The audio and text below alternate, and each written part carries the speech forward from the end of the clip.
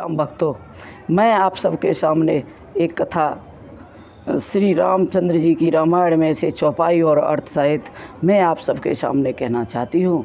आप मेरी कथा के एंड तक बने रहें और मेरी कथा को ध्यान से सुनें और मेरा चैनल सब्सक्राइब अवश्य करें। प्रिया सोच परे हरो मेरो श्री भगवान पार्वती निर्वयो जिन सोय करे कल्याण। अब जो तुम्हें सुता पर नेहू तो अस जाए शिखावन देहू। करे सो तप से जय से मिले महेशु आन उपाय मिटे कलेशु। यदि तुमको अपनी कन्या पर प्रीति है तो जाकर उसको ऐसी शिक्षा दो कि जिससे वह तपस्या करके श्री महादेव जी को प्राप्त करे। दूसरे किसी भी उपाय से यह दुख मिटने वाला नहीं है। श्री नारद जी की बात सगर्भ और गूढ़ होती है। श्री महादेव जी सुंदर और सब गुणों के समुद्र हैं। ऐसा मन में विचार कर सारी शंका त्याग दो, क्योंकि शंकर जी सब प्रकार से निष्कलंक हैं। तब पति की बात सुनकर मैना अपने मन में आनंदित हुई। वहाँ से उठकर पार्वती के पास चली गई। वहाँ पार्वती को देखते ही उनके नेत्रों में जल भर आया। उन्होंने फिर प्रेम पूर्वक उन्हें गोद में बिठा लिया और गिरजा को बारंबार हृदय से लगाने लगी। कंठ गदगद हो गया, कुछ कहा नहीं जाता। तब जगत माता जो सर्वज्ञ भवानी पार्वती जी हैं, माता मैना को सुख देने के लिए यह मीठी वाणी बोली। सुनो मात मैं दीकयस सपन सुनाओ तोए। सुंदर गौर शिव पिरवर अस उपदेशों मोय।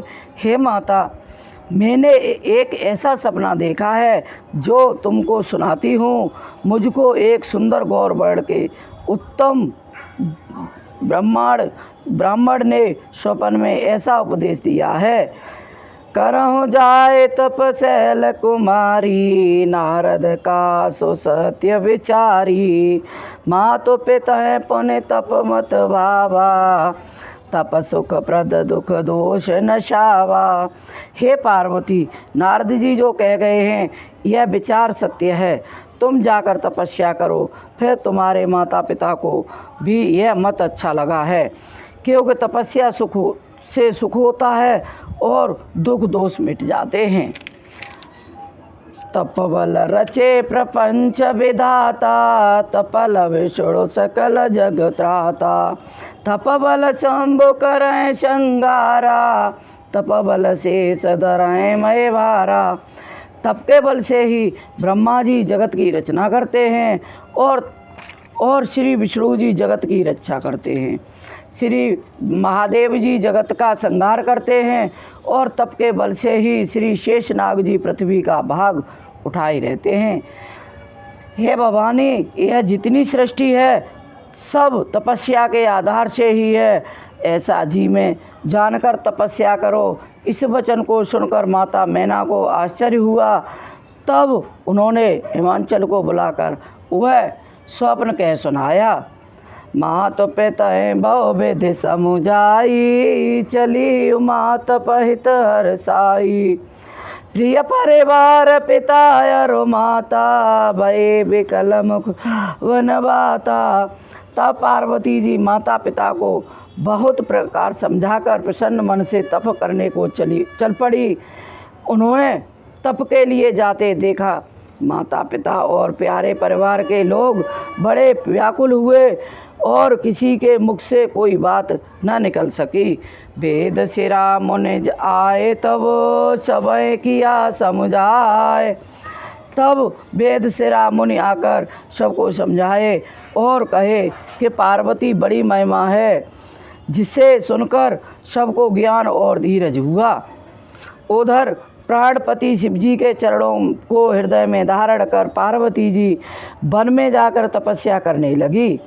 यद्यपि पार्वती जी अति सुकुमारी थी और उनका शरीर तपस्या करने योग्य नहीं था, तथापि पति के चरण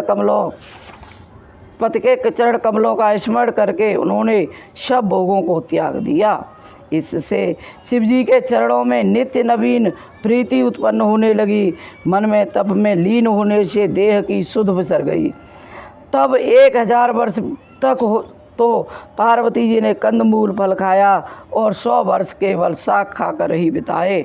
फिर कुछ दिन बाद जल और वायु ही भोजन किया और कुछ दिन तक कठिन उपवास किया। बेल की पत्तियां जो सूखी हुई पृथ्वी पर गिरी रहती थी 3000 वर्ष तक उसका ही भोजन करती थी।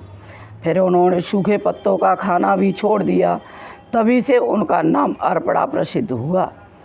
तब उनके शरीर को छीड़ देखकर आकाश में यह गंभीर आकाशवाणी हुई, भयो मनोरथ सफल तब सुनो गिरिराजकुमार, परे हर दोषों कलेश तब अब मिलाए त्रिपुरार। सियापति रामचंद्र की जय, उमापति महादेव की जय।